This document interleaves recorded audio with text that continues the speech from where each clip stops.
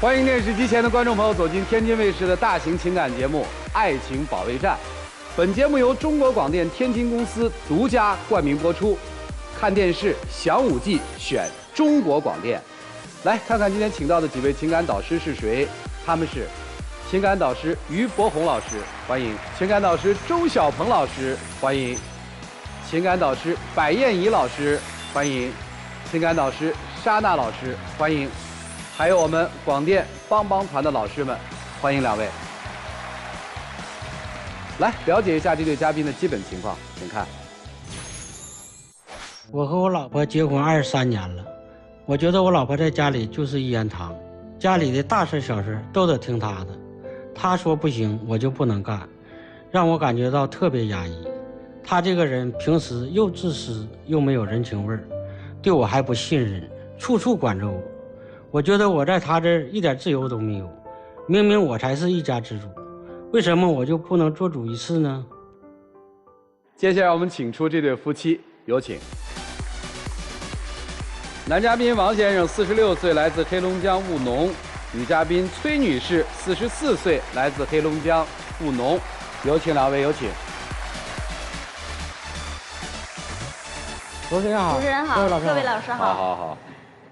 23年了，处处管着你，是不是夸张了？不算夸张吧？那你说我不管着他，一点规矩都没有，这个家能行吗？哎呀，咱们听一听是怎么管的。来，这不前段时间我姐家孩子结婚，朝我借6万块钱。你说作为舅舅的外甥结婚，管我借的，还不是说人管你要，这不也很正常吗？对，他就说啥也不同意。为啥不同意？你心里没点数吗？你姐说的好听，那是借，那不就是要吗？那以前也不是没发生这样的事儿。我问你，他还过吗？这次一张口就是6万，谁家是开银行的？我问你啊。那现在不是手里不没有吗？我姐也说了，等那手头宽裕了，人就给你，不是说人管你要。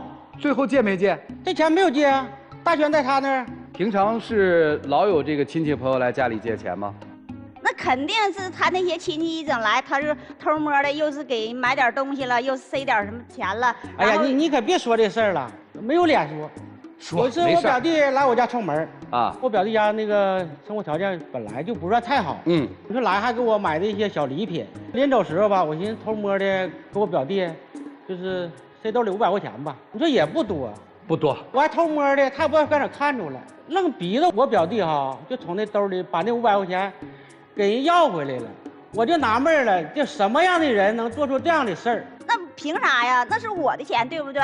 那你经过我同意了吗？不是，他偷偷塞的，您是怎么发现的？我特别好奇这件事儿。我在厨房，他俩在那儿捅捅咕咕的，然后呢，我就是一转眼，我就看他往兜塞点东西，我就觉得不对劲儿，我就撵出去了，我就问他，我说刚才你哥给你啥了？他就说了，他说我哥给我500块钱。哎呦，够老实这表弟。主持人，你说那凭啥给他500块钱呢？那我不看人家条件不好吗？你说我当哥的就给表弟500块钱买身衣服、买双鞋，那还有错吗？哎呀妈呀，我都无语了，他就能把这个钱能给要回来。不是你表弟后来还来家里吗？那你说还能来了吗？这算对平辈儿比较抠，对吧？对你父母好吗？就前一段时间我感觉说我父母年纪大了我寻商量一下，就是把我父母接到我们这边跟我们一起生活。现在父母在农村，就是说啥也不同意啊。那我不同意的原因你还不知道吗？那根本就处不到块堆去。你说他爸4点多钟就起来早晨，睡个懒觉你都睡不了吧？然后你饮食方面呢，那老头老太太都喜欢吃清淡的，那我俩喜欢吃辛辣的，谁能一天3包2样给他做？我忍他1天2天，我常年忍他吗？我能忍住吗？那你说那有啥忍不住的呢？再说他父母也不是不能自理，那身体刚刚硬实，那你就在农村待着呗。再说你怕你父母有病啊？你父母一有病吗？那我不是年纪大了吗？咱给他接到，万一说有点小毛病，我们照顾的不也方便吗？你说这我还有错吗？这也控制我。那你爸你妈上我家来住1、2个月，我说啥了？那你爸你妈不也是3、4点钟起来吗？我爸我妈咋的？我爸妈生我养我了，我吃嘛是不是应该的？哎，你爸你妈生那我爸我妈就没生我养我呗？那你爸生你养你了，你可以去伺候去，我没阻止你啊，你别刮了我呀。我也没说我爸我妈我接了我就让你伺候呢，我也可以伺候。那不是我给他做饭呢，不得我伺候吗？哎呀，你可别说事儿老多了，就是每次过年回家，他就往那一坐，啥事儿都不干。你说我妈都那么大年纪了，还得伺候他，完了还挑三拣四，没事找事儿，知道不？他就是典型的妈宝男、姐宝男。只要是我和他姐和他妈发生矛盾，他准向他俩。他妈70多岁了，我承认。他姐比我大1岁2岁，算大吗？再说了，我没干活吗？你家那地不是我扫的吗？我没帮收拾桌子吗？你就扫个地也算干活。哎呀，这么厉害呢？我不厉害，不得让他欺负着吗？不是，这23年到底谁欺负谁？他欺负我吧？他就是邪里歪说。我提醒你一点啊，今天别什么话都说啊，还得回家过日子不是？那我该说我得说呀，要考虑后果啊。讲好了，主持人都提醒你了，考虑后果。自己不知道咋回事吗？我还有一个事儿。别，我提醒你不让你说，你还说。那我也得说啊，说。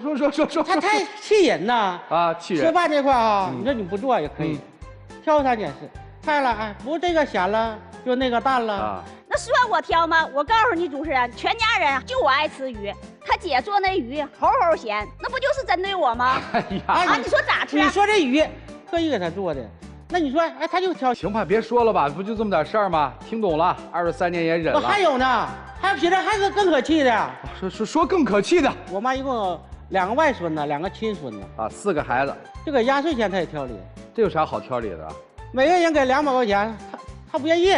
为啥？那还用为啥吗？那你说那老太太把红包拿出来了啊，一视同仁，一人分200，凭啥一人分200呀？这不就该一视同仁吗？外孙子姓啥呀？孙子姓啥呀？那我儿子是不是得给他家传宗接代呀？给他外孙子200吧，你就应该给我儿子500，这样式的你才能看出来这老婆婆你是会来事儿，你知不知道？就老婆婆没有眼力劲儿是吧？那肯定是啊。我就有一个问题啊，就是我给亲孙子500，是因为他要给我们家传宗接代是吧？对呀，那他不除了传宗接代，他还要干嘛？传宗接代，他不得指我们给他养老送终吗？他能指他姑娘吗？对不对？那你吃谁饭？不对，好像指望不上你们养老送终，来家里住几天都不行，因为那不是你亲爹亲妈。我倒觉得外孙应该给500，家孙给200就行了。你看你一个姑娘，你父母是可以来家里住的，他父母是不能来的。这个理我没翻过来。我父母住不也是暂时的吗？再说他父母现在这个不也是暂时的来这儿玩几天吗？住吗？他说不是暂时的，他要常住。哦，那先磨合一下呗，万一父母还不愿意在这儿住呢？磨合那也不能磨合时间太长啊。那你要待个3天2天的，我可以忍受。你吃啥我给你做。我都给您500压岁钱了，还不行啊？您要是这么做了，你说这家孙和外孙，那我们都认同。这人家只能一碗水端平啊，那也不行。他现在是能自理，那万一他哪天要躺下住院了呢？他能让他姑娘拿钱吗？那不得我出钱出力吗？不是你的钱都是你挣的吗？我就特好奇，你在家里是不干活的是吧？我怎么不干活？俺家活不全我干吗？不是，你家活都你干吗？他能干啥呀？不可能，都是我干，都你干啊？你家钱谁挣啊？我挣啊。那是你在外边挣钱了，那家里那些家务不是我干的吗？洗衣做饭的。哦。再说了，那主持人你刚才说的，我就觉得没有道理，还他挣的，那他的钱不就是我的钱吗？不是他的钱，那我俩不是一家人吗？对，那你的钱是不是他的钱？他的钱得给我支配呀。那为啥他的钱得给你支配呢？自古来不都这么说吗？老爷们挣钱，老娘们花吗？再说了，老爷们当家房倒屋塌，你没听说过吗？老爷们当家房倒屋塌。对呀。听懂了，听老婆的话，有衣穿，有饭吃，是吧？对呀。悠着点哈，家里的事儿就别说了啊。有朋友吗？我觉得你这样应该是没朋友的人。以前有，现在没了。啊，这对呀。就是在我农闲时候啊，没啥事儿了，对，出去打牌。跟朋友唠唠嗑啊，不让出去吧，可以8点之前必须回来。那农村8点又没有路灯啥的，黢黑的，那你说我一个人在家我不害怕吗？再说你8点你要不回来，你就别回来了吧。谁打牌能打到8点？没等开始结束了，你说你回家了。再说你是出去打牌吗？跟人家那男女嘻嘻哈哈的，那不就是扯老婆舌吗？他出去打牌，他啥叫扯老婆舌呢？这不就消磨时间吗？那我天天。啊，如果我也没啥事儿，你要是晚过8点还回吗？回不去呀。那回不去你住哪儿呢？上朋友家住呗。你给关门口了不回来住了，那干嘛呢？那他这不就有记性了吗？他下回他就是8点01回，他也不也进不来吗？他第2天他咋7点多就回来了呢？好，厉害！沙闹老师这个羡慕啊，都给你鼓掌了，管教有方啊。再说你非得出去溜达去吗？那你说的你就在家陪陪老婆孩子，然后看看电视玩玩手机，不挺好的吗？非得上人家去唠的，那有啥唠的呢？那我这不是没啥事儿吗？我干活的时候我忙，我闲的时候我还不能出去玩，我天天我就围着你转。哎呀妈，这我一天我太压抑了，我这太压抑了。你是天天围着我转吗？那你同学聚会你没去吗？闭嘴吧！同学聚会也不能去啊。同学聚会，去可以啊，必须带着他。同学聚会带家属咋的？再说了，我带不出手吗？我问你啊，我给你丢人了？人家都不带，我带着你去。同学问，哎呀，咋还有带家属来的呢？那小柯给你递的。问你那人也是你前女友，你不就有个初恋吗？然后他是同学聚会，他就不让我去。他就是小心眼儿。你说都这大年纪了，那都过去的事，小时候的上学的事啊。你看这不信我吗？那还分小时候现在呀？那你要是想出事儿的话，8岁你不也能出事儿吗？你就是小心眼儿。还我小心眼儿？那有一次我跟着去了，那女同学，我告诉你，说话拍拍搭搭的。那我还在那儿呢，那都上手了。那我要不在，那得啥样啊？那不就是那人多？那你说唠嗑，那就近点儿呗。所以同学会也去不了了，是吧？去带着他吧。带着我咋的？我就问你，带着我咋的吧？我咋的了？我就不想带你。你同学聚会我去了。我同学聚会我让你去吗？我没有你那脸大，我跟你去。你听见了吧？我是不是让他去了？他不去，那赖我吗？不赖您，不赖您，不赖您。你同学哪个女同学带老公去了？那他们不带我就不行带呀，我带咋的？我带他能把你演出来呀？那你不去吗？我嫌磕碜。你嫌磕碜是你的事儿。哎呀，23年呐，厉害。厉害！我告诉你，就他这样式儿。我这厉害不是说您厉害，我是说您这事儿做得漂亮，管得好。主持人，我告诉你，别看他老实巴交的，这不同学聚会吗？这前2天嘚瑟的还要换车，要换个30万以上的。他现在开那个10多万的不行，没面子，那不就是嘚瑟出去显摆去吗？那同学聚会，我告诉你，那香水喷的顶上都能闻8里地。哪个男出门不得打扮帅一点吗？那我还能整臭烘去啊？你把别的同学咋不喷呢？就你身上喷喷香呢？他不爱美呗。那你换车啥意思啊？我换车，我就感觉我现在车有点小，30万车我开出去不也有面吗？那你坐我车，我拉你出去溜达，不也有面吗？什么叫面子？就是显摆，出去招蜂引蝶的。同学聚会让你前女友看看呢，让她后悔啊？你想啥意思啊？你开30万车有啥后悔的呀？你30万车还是好车呀？行了，不说了。这咱们没法评价啊，一个家一个理嘛。说孩子吧，也这么管孩子吗？孩子也控制，孩子现在就是马上大学毕业了，孩子都要大学毕业了啊。孩子去南方发展，说啥也不让，非得留他身边，要去县城，你得围着我转。主持人，那都说上南方去闯一闯，那有几个能闯出名堂的，对不对？那大城市虽然他挣的多，他花的不也多吗？压力多大呀，孩子？哎呀，您说的倒对呀。问过儿子的意见吗？我儿子我决定他就听啊，那我就给他县城，我给他买房啥都准备好了。那你就知道你儿子啊，就非得在这嘎就定居了。我儿子咋不在这儿定居呢？我说的就算，我儿子同意呀。你儿子同啥意啊？那你儿子总发我微信给我放牢骚，我这有证据。你可别瞎说，我儿子啥时候跟你发牢骚了？来听。那你怎么知道你儿子总听你的呢？不吵。你让你儿子自己，你儿子说你自己听。来听听。你干啥呢，爸？没事，你说我妈呗。她一天天也太烦人了，啥都管呢。我出去吃个饭也得经过她同意。马上实习了，我想和同学上南方去锻炼一下子，说啥也不让我去，说不安全。我同学都去，我都这么大了，20多岁了，就说啥不让去。我这一天一点自由也没有，跟同学出去玩去溜达去，出去一次打100遍电话，同学叫活死我都。我自己想买点啥，买点衣服啥的，还得必须把链接给他发，他给我付款，他不给我钱都。这一天这也管那也管，你就不能说他吗？你听听，你儿子是怎么评价你的？啊，你哪来自信呢？你儿子听肯定是你挑和的，知不知道？我儿子老听话了。我还能挑我儿子和你干仗啊？咋的呢？那你想联合我儿子对抗我吧？不是，你听听，就是这样。问个问题啊，你儿子以后应该是不结婚的吧？咋不结婚呢？儿子的媳妇儿如果像您这样好不好？像我这样咋不好呢？我咋的呀？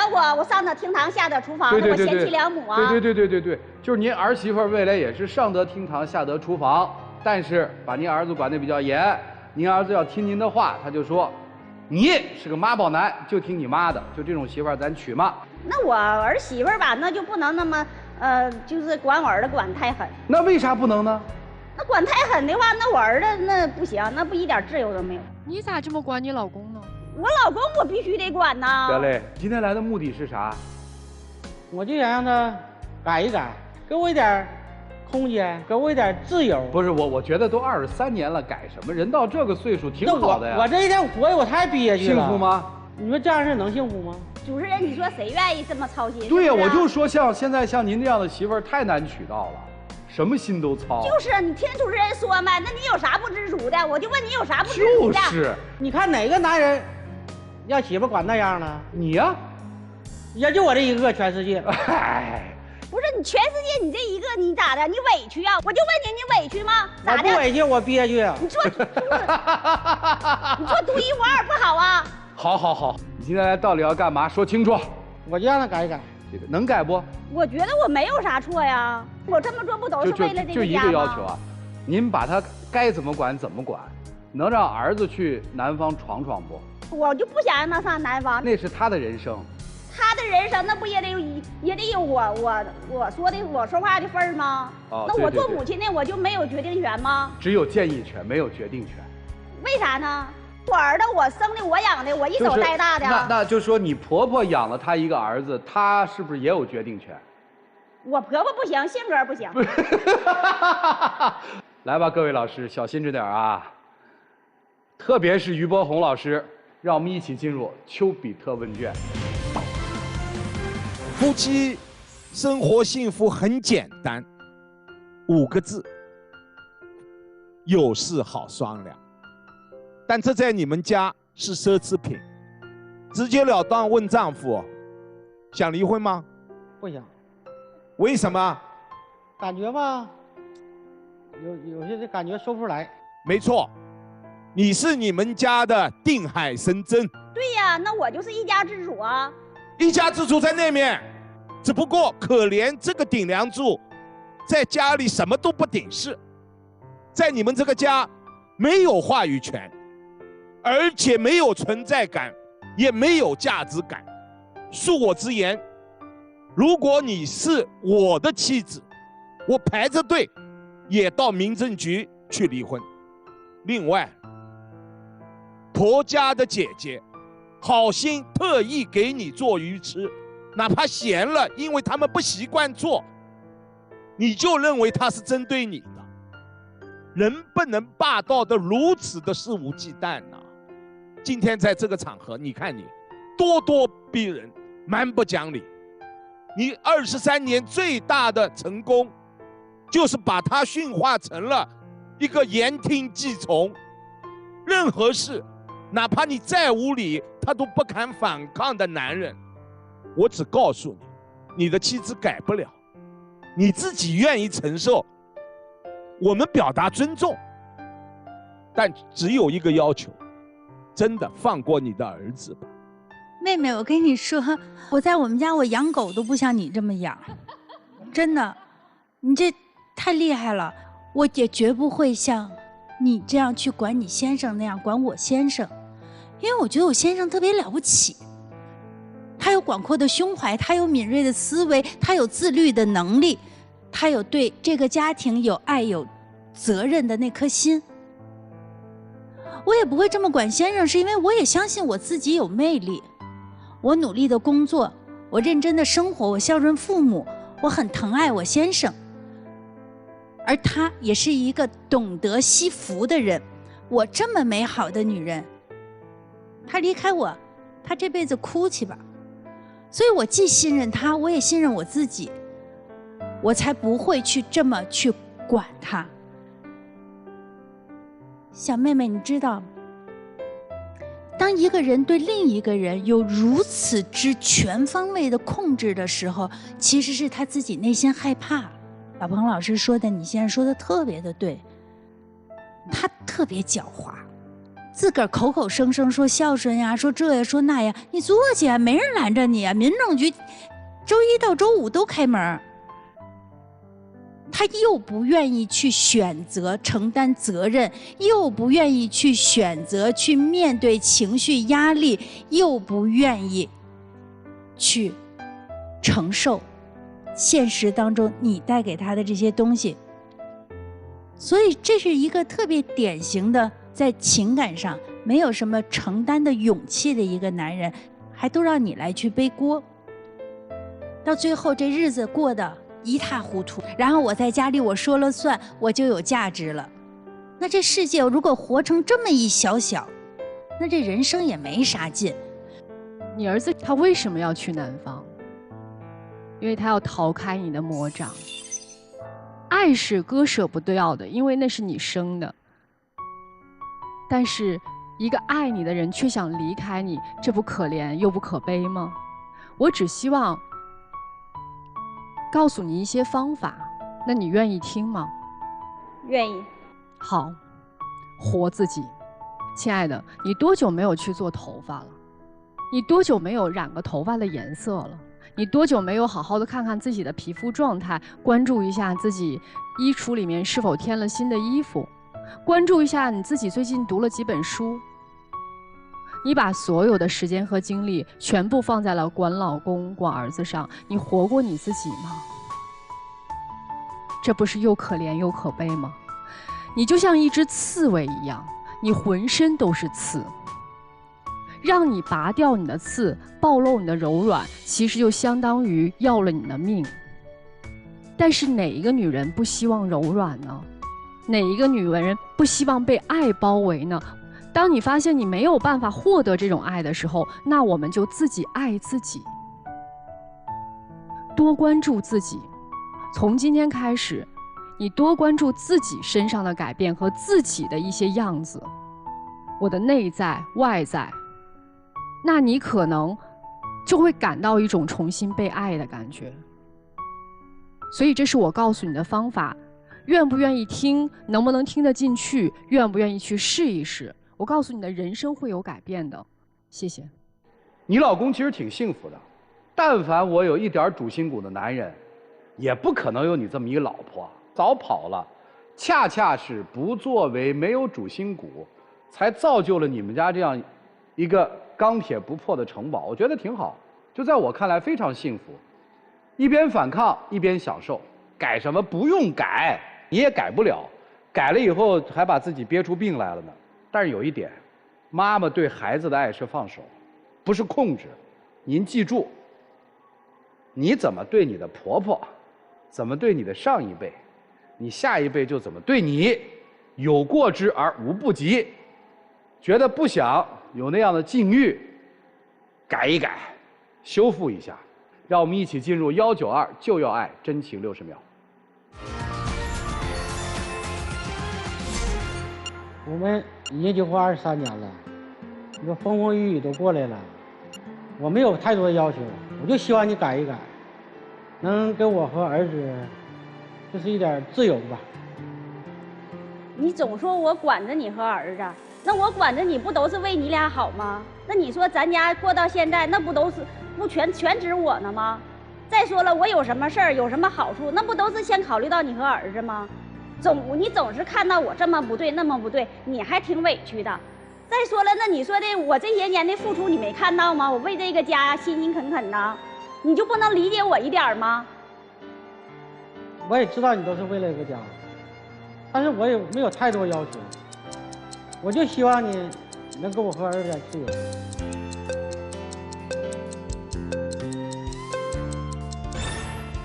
所以你看，你说你这老爷们儿，你还要什么自由啊？给儿子要个自由不就行了吗？今天咱们知道肯定得出来，我换一个命题就不一定能出来了。您要是同意让儿子按照自己的想法去选择，您就出来；您要是说这事儿就得我当娘的做主，您就别出来了，行吗？您要是说我为了我儿子的这个选择的自由，你愿意为你儿子拼一把，你说我不管怎么样，只要他不给我儿子自由，我就跟他战斗到底，你就出来。你说我算了，我怂了，我就听我老婆的，听了一辈子，那你也别出来了，好吗？谢谢两位，请回。谢谢你们，请回。电视机前的观众朋友，欢迎登录优酷视频、腾讯视频收看节目的完整内容。来吧，预测一下结果。我认为今天对这位妻子，对这位妈妈是有触动的。我还是认为今天会双出。不出来，双不出，双不出。我觉着会双出。哎，这还真挺难，但我觉得他俩呀都会有点口是心非。就算这个女生说会放手，但是对他来说，放手他儿子这事儿挺难的，太难了，双不出吧。来看看人家自己的选择是怎样。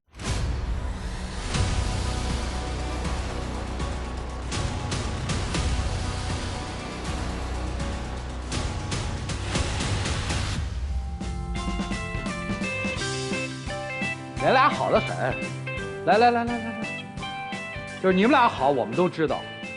跟你儿子说一段话，今天咱就以录像为证，说儿子，你大了，妈不管你了，你的选择你自己去做，妈都尊重你的选择。说，儿子，你已经大了，妈妈尊重你的选择，以后你的人生你自己做主。认了吧，挺好的，23年管理的多好啊！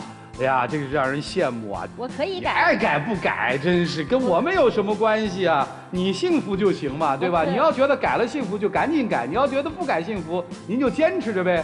来，我们一起见证原本就幸福的一对夫妻的浪漫时刻，各位请见证。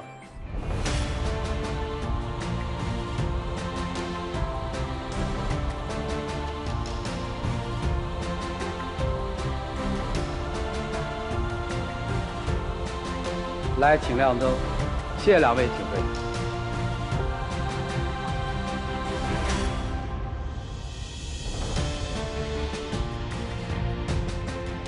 哎，唯一能够聊以自慰的，是咱们让一个23岁的男孩先能飞一飞，飞多高咱不知道，至少有了一个让他飞的权利吧。好了，来了解下一对嘉宾的基本情况，各位请看。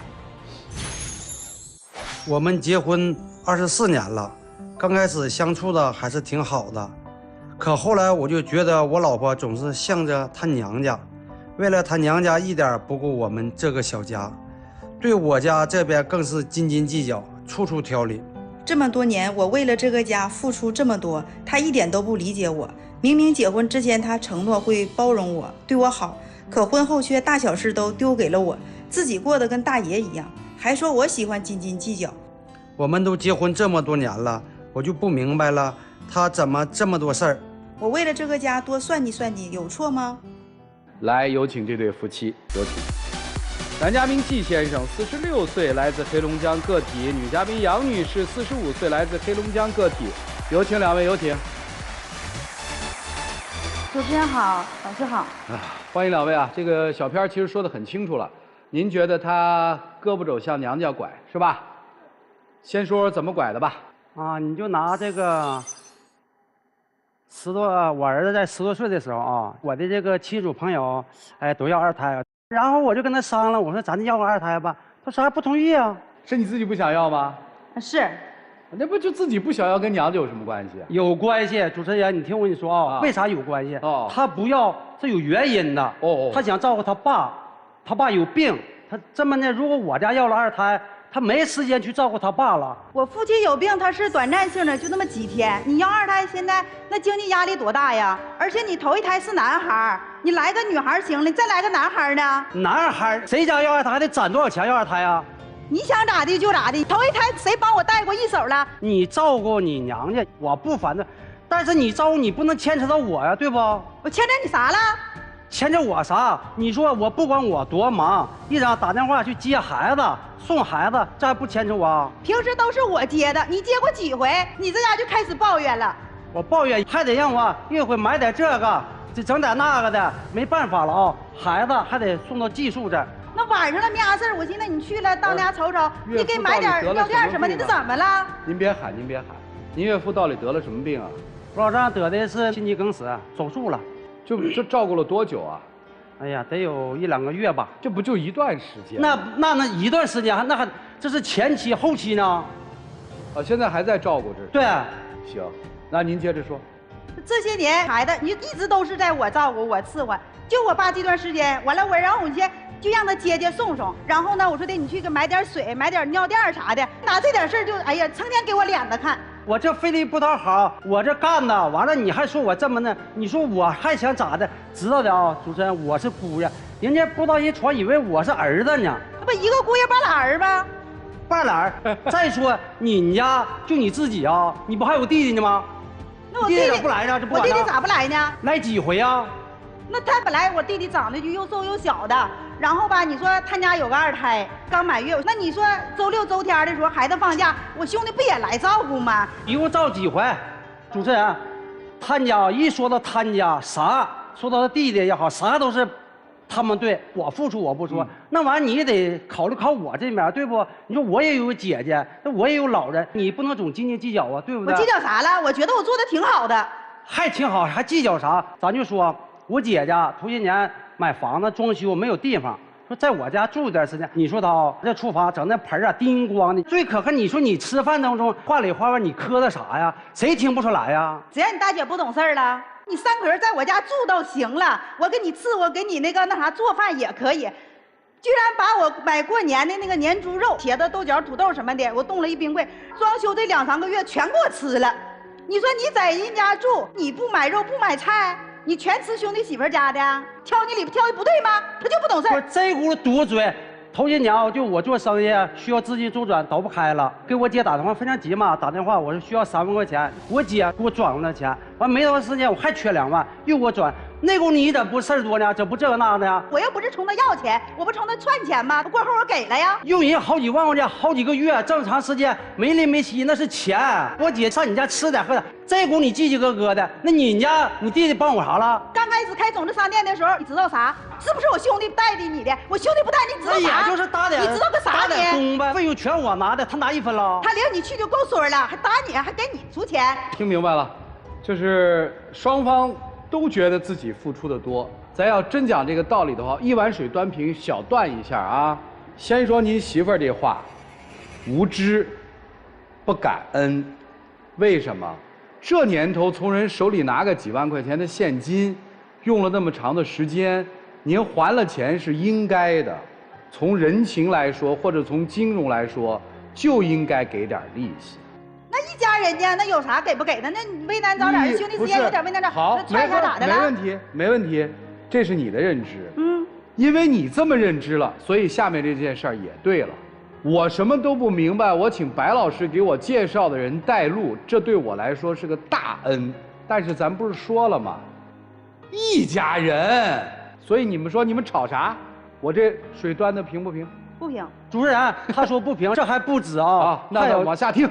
就拿我父亲去世的事儿啊，他得按账吗？得罚上吗？我说这个钱我出，他呢不干，必须得我姐得出1半。你说都嫁出的女人呢，那是姐，又不是儿子，你让人家出啥钱呢？因为你家老头住2所房子，为啥当初咱俩结婚的时候把这房子给你姐了？咱俩结婚的时候没给我房啊？你先别纠结这个房子这事儿。那干啥不纠结？这个房子是在咱们没结婚之前，因为那我没结婚嘛，我小，让我姐伺候我爸我妈，身体不好。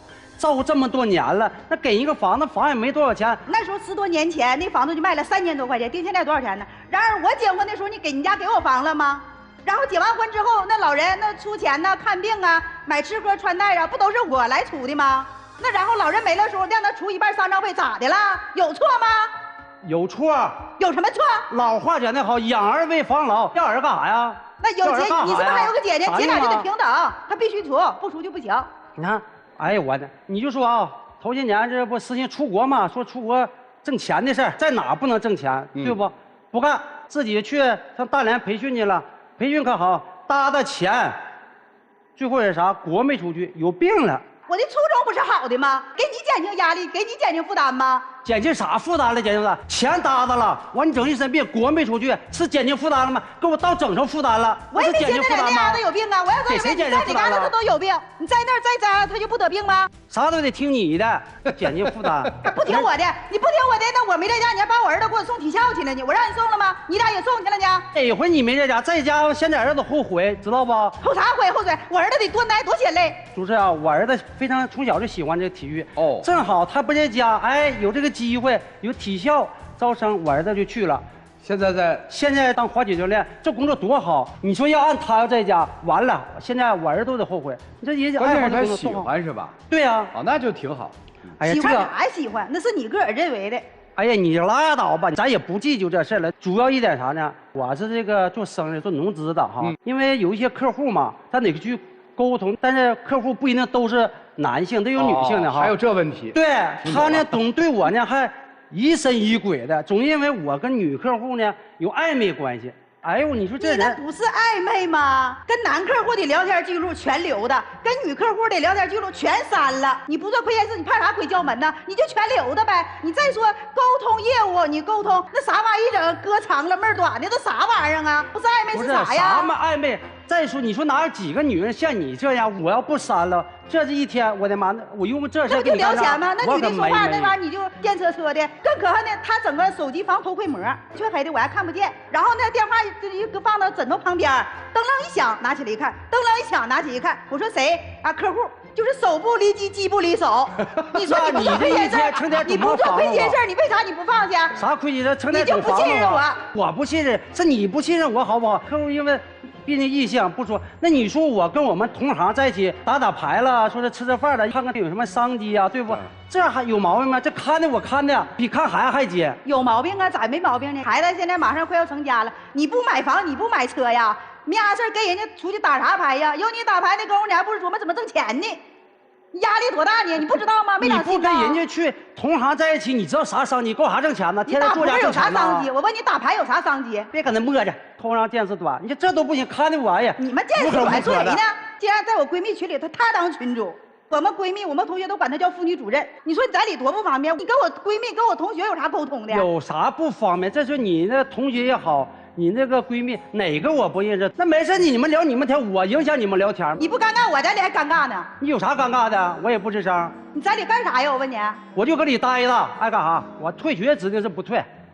你说哪有这样的？我跟他结婚这20多年了，他家那阵条件不好，当初吧他就承诺说对我好，对我的家人好，然后我才跟着他的。你说过这年我在家干活勤勤恳恳的，那家里打扫卫生啊，做家务，一整那些朋友整家去了，我桌上桌下的伺候，一整做一大桌的菜，人家朋友来了都知道说上厨房这帮我打下手，他居然像个大爷一样。听懂了，24年很委屈嘛。对，各有各的屈，对不对？有一事儿还是没交代清楚，为什么待在人家的闺蜜群里？那我不得看看她的动态吗？对，你就直接说，我也怕我老婆有问题吗？她成天总对我疑神疑鬼，我就不对她，我不得有看着点啊？对呀，你看，好了，那接下来问题就来了，现在能心平气和了吗？你看为什么心平气和了？哦，这个男人是在乎我的，他要看我怎么样，是吧？那我一天我在家，我也不是就我那几个闺蜜。我就问你一句话，就是你担心他跟别人有点什么，是担心的什么呢？我没担心他别的。你没担心他，你在意他跟女客户聊什么天啊？什么机不离手，手不离机的？那根本就是嘛。什么偷窥膜什么的？那正常的那玩意儿，你大大方方的就不删呢。你担心的是什么？男人跑了是吧？嗯。那你监视人家闺蜜那些对话是什么呀？不就怕女人跑了吗？是还是不是？也不完全是，没事给他发红包呢。谁得要你那红包啊？你不觉得在里你尴尬吗？好好说话，好好说话。我问你，还想要2胎吗？想要啊，生不生？不可能。为什么？就冲他这态度，冲这我现在压力大，而且我孩子都马上那么大了，不可能。行，这么执念，万一跑了怎么办？我不怕他跑。还不止这个，就因为你看刚才不说家务没给他干吗？提起家务，我现在我都憋挺跟他，你知道不？你说我啥没给你干过？就哪样你相中？你那叫擦桌子，你那叫叠被呀？那啥呀？那擦的那屋里的瓷砖都锃亮煞白的，你擦那个都像那个画画似的。那桌子上饭粒的菜叶子你划来去，那菜汤你咋不擦呢？你那叫擦桌子。现在我是发现了，我现在就是咋的都不对。我作为一个你的妻子，我管着你的不对吗？我不管你现在能有车有房有现在的条件吗？你还管呢？你说那被呀，那叠完非得像这个的棱是棱讲是讲，干啥呢？那这我还不如不干了，不干我也不生气。现在干不干？那你干吧。现在干不干啊？不干。您今天来到底干嘛？我这多了，我还想诉苦，还想2胎。你有啥苦的？我都没抱屈的，你有啥抱屈的？好了好了，别抱屈了，20多年都过来了。就这玩意儿，行就行，不行拉倒，你别搁那么跟我。你这说话，你这说话多上良心啊！不吵了，咱问点实际问题吧。这么多年，24年了，客观说，你老公对你娘家人怎么样？满分是100分，您直接给打个分。能打70分。70分？这么高呢？高吗？在我的心里，他得是满分的。所以你对他还是有期待的啊。一般要结婚24年，打分打到70分，是不是高分？通常都打个50分就不容易了，能打60及格，我跟你说那都很少了，幸福去吧你。再问一个细节问题，您老父亲住院的时候是女婿姑爷去的多，还是儿子去的多？还是他多一点。该问你了啊，你们家是不是经常就这么干仗？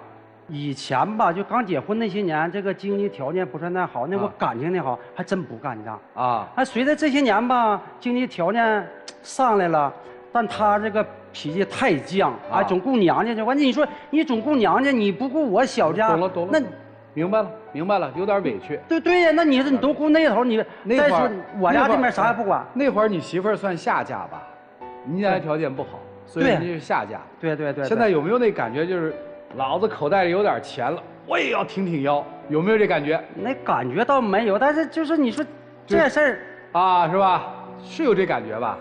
那没有。问个最核心的问题，你们家现在大事儿谁做主？我当家，他把钱儿，你说谁做主？主持人？那肯定是人做主呗，钱还都我挣的。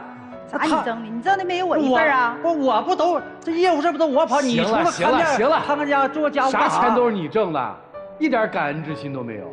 他才没有呢，我咋没有啊？我告诉你，没有他弟弟带你跑这趟线儿，能有你弟弟带我，无非就是那不师傅领进人，学习还得这个人，我还是行，我不行也白费，对吧？你得学会感恩啊！我有啥不感恩？我对他爸咋样还不行啊？行，他不得别喊了，他家把俺这小家都扔了，那还咋的？累死了，跟你说话真累。我就发现他现在就是咋的，我家这边怎么的都不对。所以你知道为什么吗？高姿态的下嫁，指路的时候，那个时候穷啊，听，愿意听，没错吧？说家里多掏点少掏点不在乎，因为人家高姿态呀。一旦自己口袋里有一些钱之后，人这腰杆子自然就硬了，这个时候就愿多算计，这个时候是不是家庭的这个方式就倾斜了？这要二胎从提起来到现在几年？这可年头多的也10多年了得啊，10多年了，对吧？有10多年了。为什么现在还提这事儿？是真为了要二胎吗？不是吧？是真的在挑娘家那点理吗？或者你胳膊肘往外拐吗？不是吧？这心里到底堵在哪儿了？怎么就想不通？两个人怎么就这天平跷板？都觉得自己委屈，所以问题出在哪儿了？你们下面不许再喊，好不好？心平气静的听老师们给你们分析分析，看问题出在哪儿了，咱们怎么去调整？别急脾气，让我们一起进入丘比特问卷。你们两个人是真正的针尖对麦芒，针锋相对，但是争出个所以然来了没有？丈夫今天来说他偏心娘家，对吧？对。但是刚才我真没有这样的感受。他的老父亲生病，不离不弃的去照顾自己的老父亲，因为那是老父亲真的需要女儿的照顾。他的兄弟去不去照顾，我想你也明白，他也明白。但有一点，你给自己的丈夫对你娘家人的付出打了70分，我现在想让你自己对你对婆家的照顾付出，你敢打几分？你肯定沉默，因为我真看不出你对婆家人付出了多少。有，但是你耿耿于怀，斤斤计较，这是事实。比如说借钱的事情，因为是亲人，我们不付利息，在很多家庭很正常。但是他们装修吃了你一冰柜的食物，你就耿耿于怀了。同样的道理，是亲人利息可以不付，是亲人吃了一冰柜的东西，难道一定要给你补齐吗？对吧？如果做丈夫的，他看到了你对婆家的付出，他一定会心怀感恩。这个家本来就可以好好过，为什么要这么争，这么赌气呢？所以，做丈夫的，你该退让的有一些，也不要一味的咄咄逼人。女人的心是很容易被融化的，本身她就是一个强势的女人，你再咄咄逼人，那这个家就鸡飞狗跳了。谢谢。都说刀子嘴豆腐心，这个人肯定心慈面善，但其实刀子嘴怎么可能永远豆腐心呢？对吧？刀子嘴是不是就刀子心？刀刀砍人，身上全是伤口，疼吗？疼吧？您呢？一样吧？所以我觉得你俩真的是为这个家啊，为你们家里所有人做了很多的好事儿，但是你们没有一个人从嘴巴里对对方说出过一句感谢的话，全是伤人的话。20多年的感情就这样每天拿刀子割一下，每天拿刀子割一下。我真想问问你们二位，你们觉得你们做这些好事儿，还能经得起多少的这种刀子的伤害？我相信每个人你们内心都想要的就是对方能认可一下。你说你俩最大的问题在哪儿？我个人觉得你俩最大的问题还有一个就太情绪化了。您吧，家里的大姑姐来了，做了2个多月的饭，辛苦吧？辛苦。但是这叮叮咣咣的，您想想对方心里怎么想？苦你受了，饭你做了，但是不落好，挺亏得慌的。您不是也一样吗？老丈人这儿没少去过1天，但是一扒着个脸，老丈人也不乐意，你也不开心吧？事儿您是都做了，钱你也掏了，但是最后也没落好吧？你说你们家就你俩了，不如多对对方说点心疼的话，也就你们彼此能心疼对方了，外人可能也没办法心疼了。所以别刀子嘴了，好好豆腐嘴一下吧。我觉得他特别的嫉妒你的姐姐。你在你们家，你刚才说了，男孩女孩应该同等的得到同等的付出。之所以在跟他姐姐的这个什么房产养老送终这件事情上，你会有那么大的情绪，是因为在你内心当中，你可能从来没有被平等的对待过。所以人家姐姐结婚，父母居然一个女孩我还能给房，女儿我也愿意给。哎呀，这心里养老送终全是儿子管，女儿就可以堂而皇之的就可以不管。哎呀，这心里。在你们家，你有这样的被父母公平对待的？没有。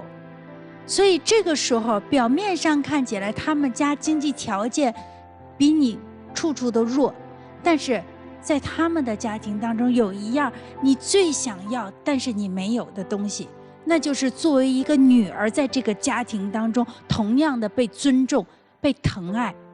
所以你心里边为什么会去那么多的要去照顾自己的娘家？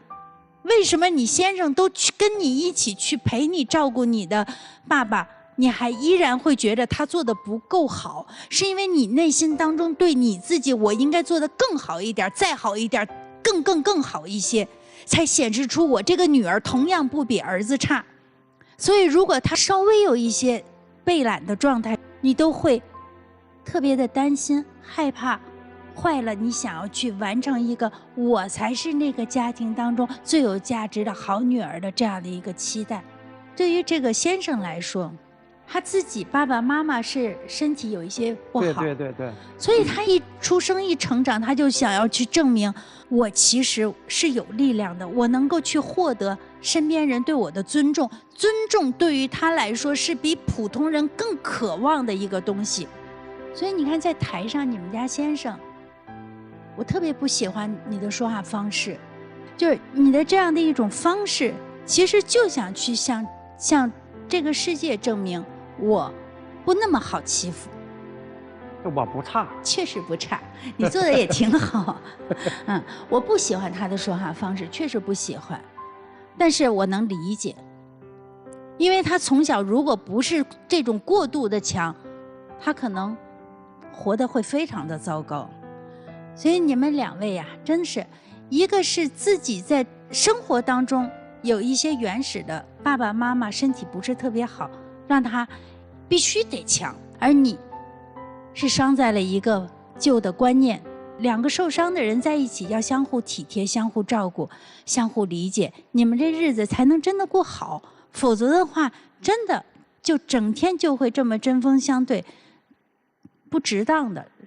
也真的希望你们两个人对自己更好，也能够对对方更好。谢谢。你们两个人之间的问题，我不想说太多，我想跟你们分享一个家庭的一个概念。刚才说到他爸爸去世嘛，我想到我姥爷去世。我妈妈是老大，她有一个妹妹，有一个弟弟，弟弟是最小的。这弟弟肯定受宠啊，这俩姐姐都怎么着都疼不过来。在我姥爷去世的时候呢，这个也要办理一系列的这些丧事啊等等。我姨、我妈、我老舅，我们全家坐在一起开会，他们这姐儿仨呀，都已经被悲伤就是淹没的，已经都不说话了。所以基本上是我爸在主持这个事儿，因为他是大姐夫嘛。我爸说，所有的事儿我们来担，我们是老大。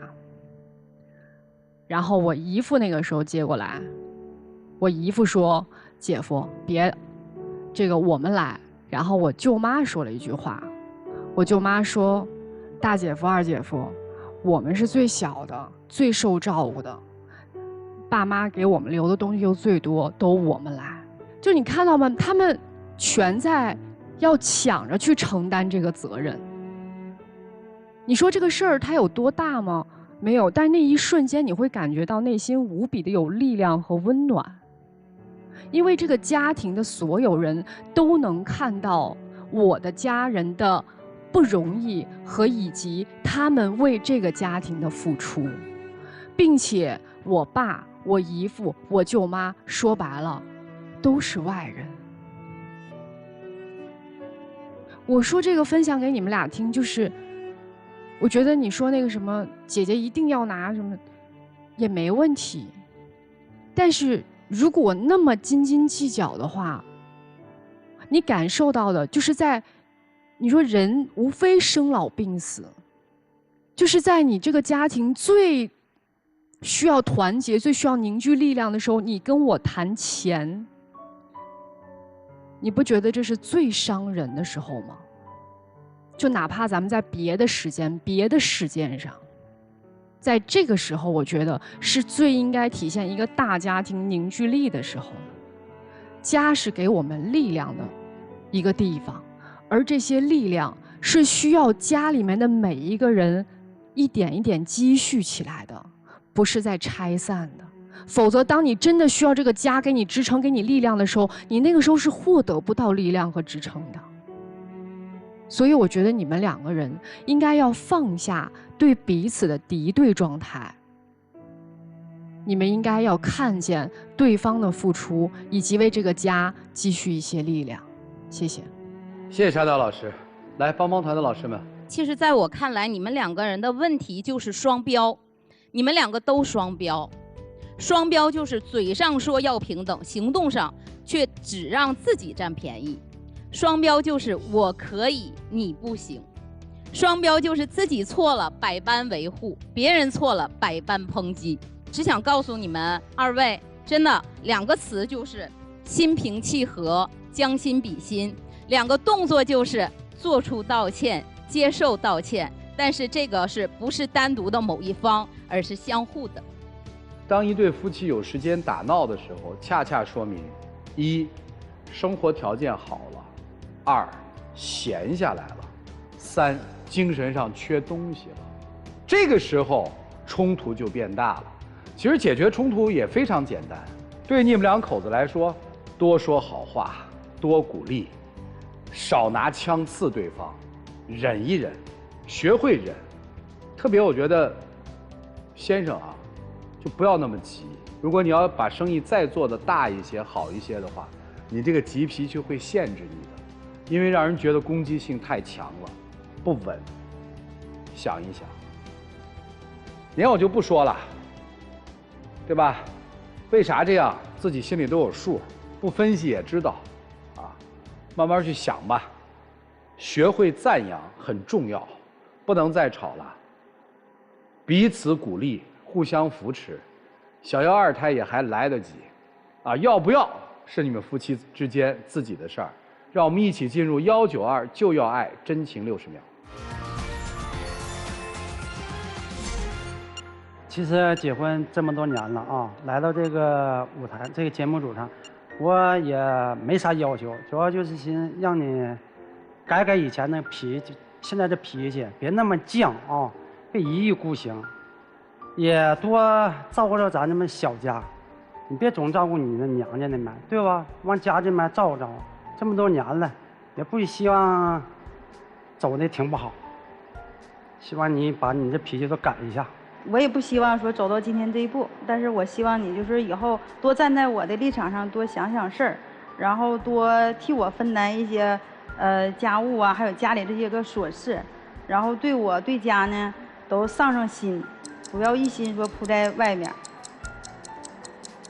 我尽量改。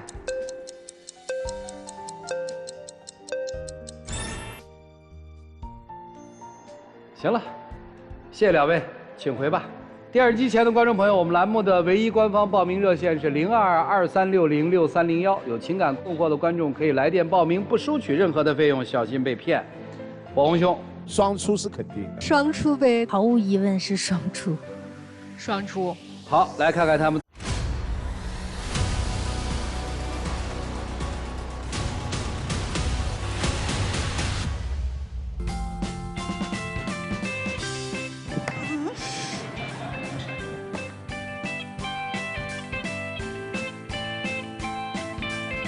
哎，录10几年，这动作第一次出现，再打一下，再打。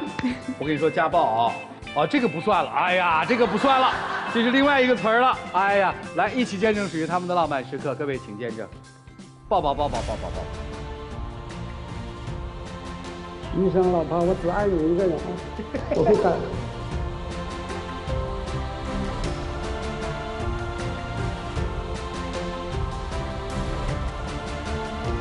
亲一个，亲一个，亲一个，亲一个。哎，请亮灯，请亮灯，请亮灯。你们听回去啊！哎，就这一拳看出来夫妻感情挺好。谢谢两位，请回吧，祝你们幸福，而且相信你们一定会幸福。请回，请回，加油哦！